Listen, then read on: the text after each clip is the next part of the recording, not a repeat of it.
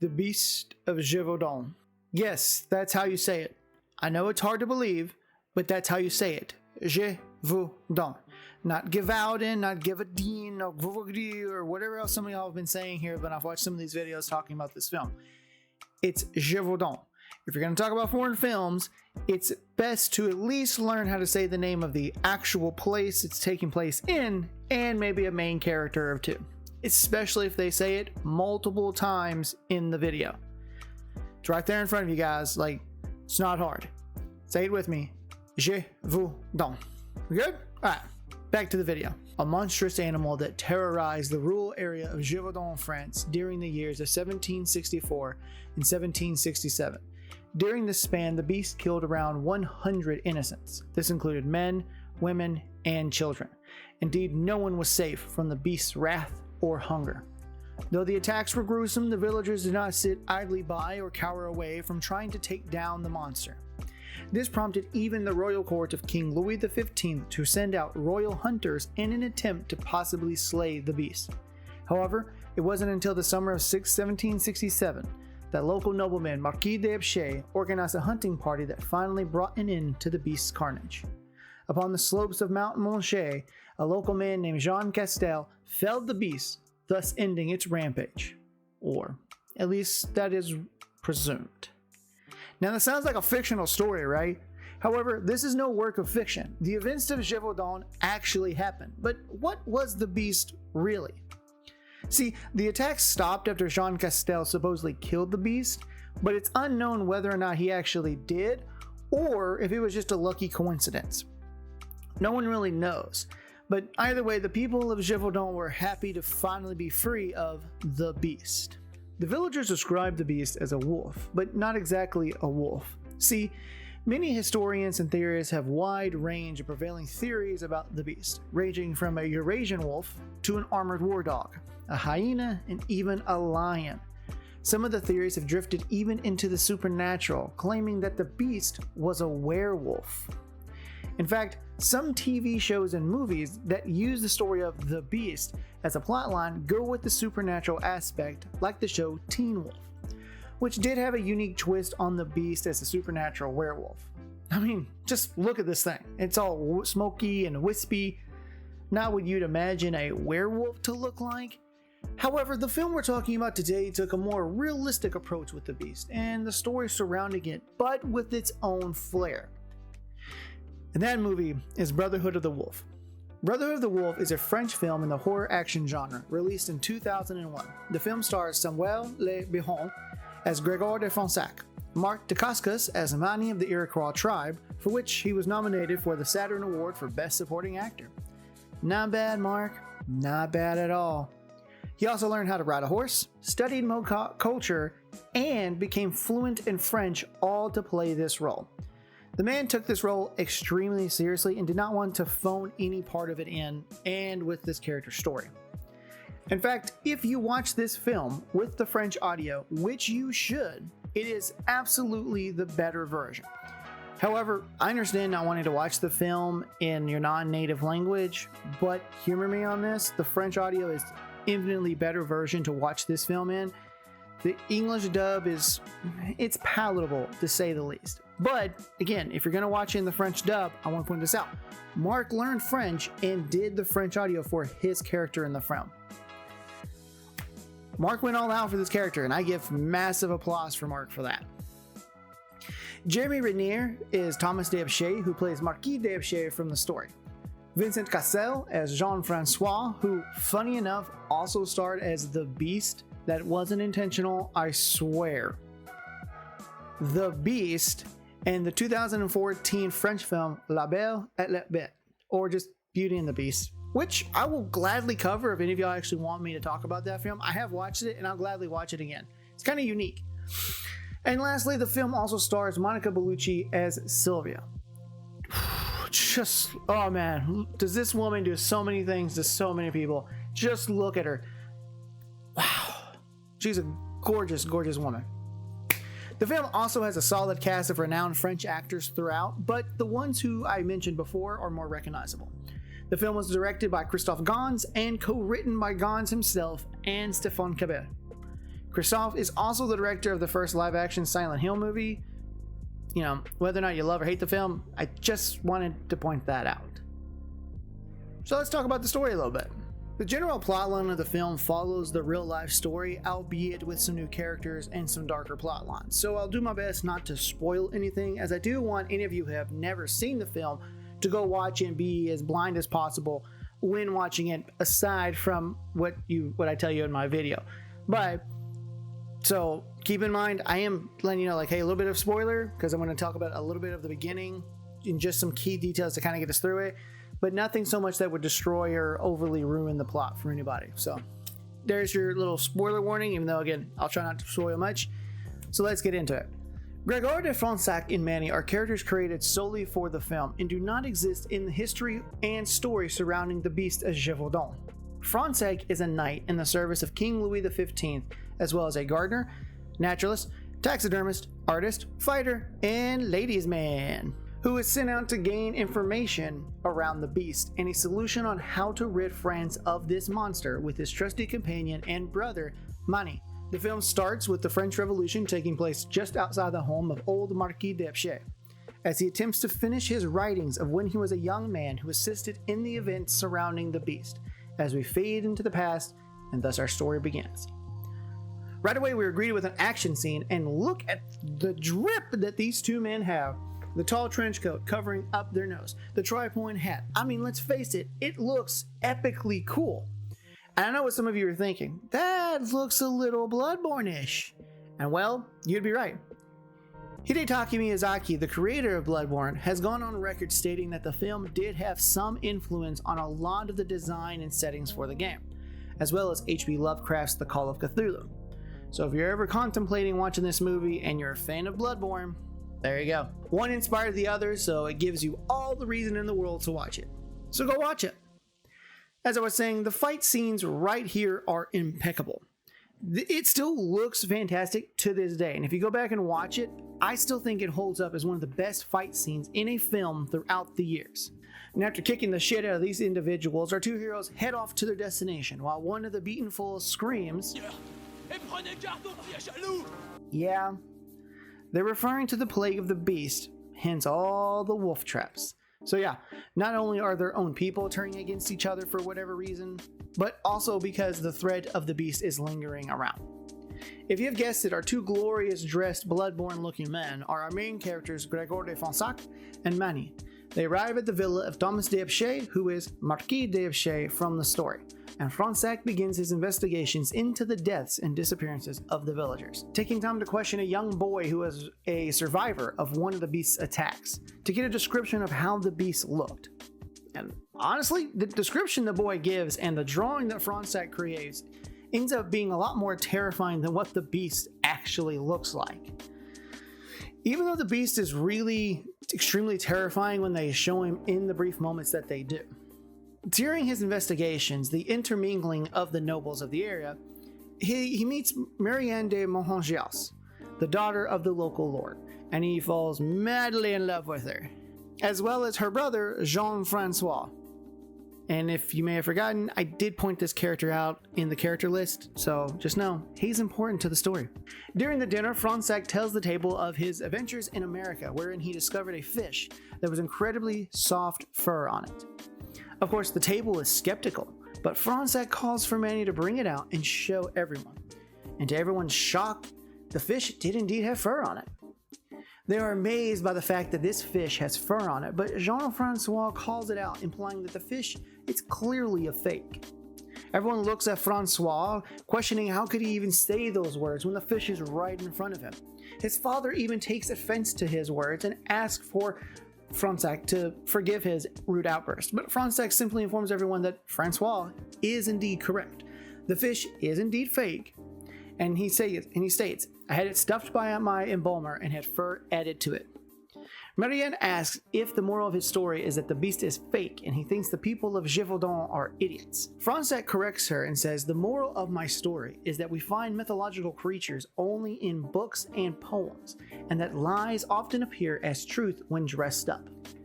Honestly, this tends to be the case for a lot of these stories in general, but that's an important part of the story. Like I said, This movie does take a realistic approach to it, whereas some people believe it was a supernatural, some people believe it was all real. Again, they have so many different takes on the story when they do movies and TV shows about it. This movie takes a slightly more realistic approach, but we gotta remember the people of the time in the story did think something was supernatural about this monster. They all claimed it was a giant wolf, but not wolf, but a wolf. So when the creators put this together, they're like, no, we're gonna go with a more realistic aspect. And that's where Franzek puts that in. He created this fish that looks like it's real. But when they say, hey, is this like, what's the moral of your story? He goes, just because something seems like it is one thing doesn't mean it is. Lies can often hide the truth when you dress it up. So it's a pretty good moral, and it sets the stage and the theme of the movie overall. The next day, a giant wolf hunting party is put in place, and Manny gets into some fights with a couple of the wild men and some of the wild women, all because of this woman right here. She is, as some would say, toxica, because literally every time Manny gets into a fight in this film, okay, well, almost every fight in this film, it's because of her. He is enamored by her, but she always finds a way to possibly get him screwed over. I don't know. Maybe she's actually a Latina, the way she seems to just have a way with him. Anyway, later that night, Marquis takes Franzek and Manny to a local brothel in which it's clear that he's visited it many times, as the doorman greets him with this like, hey, welcome back, man. Hey, welcome back. Many of the women immediately come to Marquis, but Franzek, as if pulled by magic, weaves his way through them, looking at each one of them as if they're not truly the one he's looking for. And why the hell is she staring? Holy God, she's staring so damn aggressively. Like, Jesus, she's got a death stare on Franzek. What the heck? Did he? Maybe this lady actually knows Franzek is. Damn, she's staring at him so damn bad. Man, Franzek weaves his way through all of them and makes his way to the very back, where he meets Sylvia, Monica Bellucci. This is the first time she's introduced into the film, and honestly, she's stunning throughout the whole thing. She does play a part, a pretty major part in the film, but again, I'm not going to dive into it because I want you guys to actually go watch the film. She greets Franzek as if she knows him, and she tells him that I am costly. Franzek replies, well, I have money, and Sylvia says back to him, you'll need more than that, as she flips over the Ace of Hearts in her little tarot reading, and her and Franzek have a magical moment together.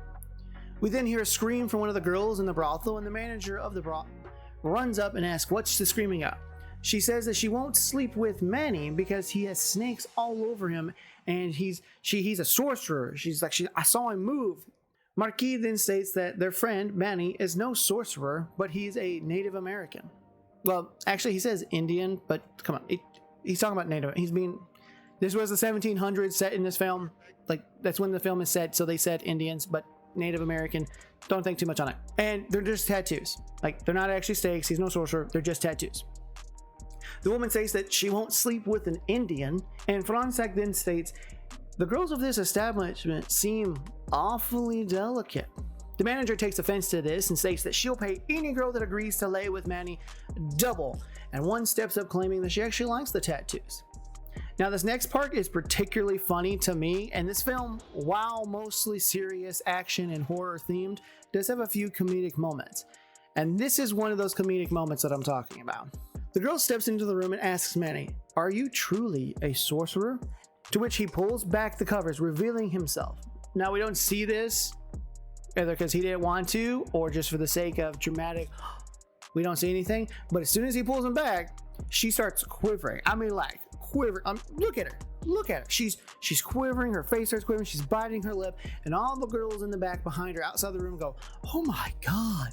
They remark really loud. So look, Manny may not be an actual sorcerer, but he just bewitched every woman standing within a 15-foot radius. Sounds like a sorcerer to me if you ask. Now, I won't say any more about the story as an entice. Hopefully, some of you will go watch it after you get done with my video. I hope I enticed you enough to go watch the film now that I've given you just a little bit about the premise of the story, where it's going, the characters, and some of the comedic bits within it. But we still have a couple things to talk about, so let's get back to it. The action scenes and horror elements that happen throughout the film help emphasize that the film is more of an action horror instead of a regular period piece. Remember, there were no Iroquois natives running around the French countryside throwing hands with the villagers or local wild people. Each action sequence is beautifully choreographed with clear attention to detail, and the pacing is to truly sell the intensity of each combat situation, which made these moments feel like a genuine real fight instead of the poorly choreographed fights of films today. Of course, this was probably in big part to Mark Dacascos, as he is a highly skilled and trained martial artist in his own right, so each fight scene feels natural and paced out correctly. Nothing feels staged and set up for the next big swing or the next big kick. Everyone moves and responds in a way that would take place in a real-life setting. The film also does the correct thing when it comes to a monster movie, by not showing the monster prevalently throughout the film, but in just small glimpses or in brief reflections like the scene right here.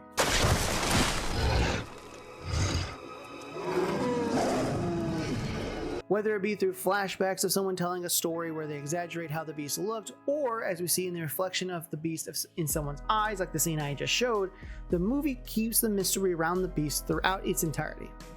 Well, for like 2/3 of the film, up until like the last third of it, then the beast gets shown a lot more, but we're reaching the climax and there's a reason to it. So I think it's a fair trade-off, though again, keeping it hidden mostly towards the end probably would have been a lot better. But that keeps you on your toes, as you don't know what you're really looking for. You're convinced by these small moments that people are referring to that maybe this is some kind of supernatural monster that's terrorizing them. I mean, how could it possibly be anything other than a supernatural creature? How can it be a real life creature and not a monstrous supernatural demon?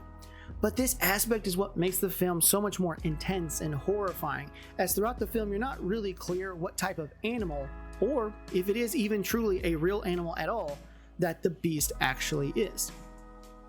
There are also moments with Franzek where the concept of magic is being played at, which leans into the aspect of maybe this film is playing more on the supernatural side of things after all, and it's not really set in the real world. So it's kind of an interesting mix-in. They mix in and weave in some of these magical elements or seem like supernatural elements to make you constantly keep thinking of, okay, is this really like going to be like a real setting, or are we doing like more of a supernatural setting? I'll be a big clip here. I'll give you a big clue. It is all on a more realistic setting, and a lot of it's just like drugs and hallucinogenics that people are suffering from. It's set in the real world, so don't worry about that. All these elements really help sell the horror aspect that the film is going for. Now, I'm not saying the film is actually a scary movie. It just definitely leans into the horror elements, thus making it a horror film, versus just being a regular action period piece. And let's be honest, if you were a French person living in the countryside of Gévaudan during the years that the beast ran rampant, you'd be terrified and fearing for your life every single time you stepped out the door. Brotherhood of the Wolf is one of my all-time favorite films out there. In fact, if I was making a list of my top 10 favorite films that I've watched since I was a child, this would be in my top 10. Do I know where I'd put it? No, not yet, but it would definitely be in my top 10. Now, I'm sure a lot of you that are watching this and they're probably thinking, I'm not going to watch a French film. I'm not going to watch a French film made by them French hippies. I know some of you definitely probably have said that. Don't even act like you haven't. But trust me when I say this film, even in English, is still worth the watch. Yeah, the mouth flaps are off in some areas, and yes, you can tell it's a French film because anytime they say anything in French, it lines up perfectly. But it's still a fantastically good action horror film. The acting by everybody involved is fantastic, the villain is carefully hidden, and his reveal is actually well done in my opinion. I know as a kid I didn't quite see his reveal coming, and as an adult and as someone who's watched the film a couple times, it's a little bit more obvious, but it's still done in a way that makes you go, you know, I really wasn't expecting that. All in all, this is a fantastic action horror film, and if you've never given it a chance, I implore every single one of you out there, please go watch Brotherhood of the Wolf. You'll find it on Amazon Prime, Tubi, and you can probably sell the high seas and watch it there if you want. But however you do, please go watch the film if you haven't already. And if you have seen the film, what were your thoughts about it? Post your opinion and your thoughts of the film down below in the comment section, and let's get a conversation going. And as always, I've been Nick Sade, and until next time, everybody, see ya!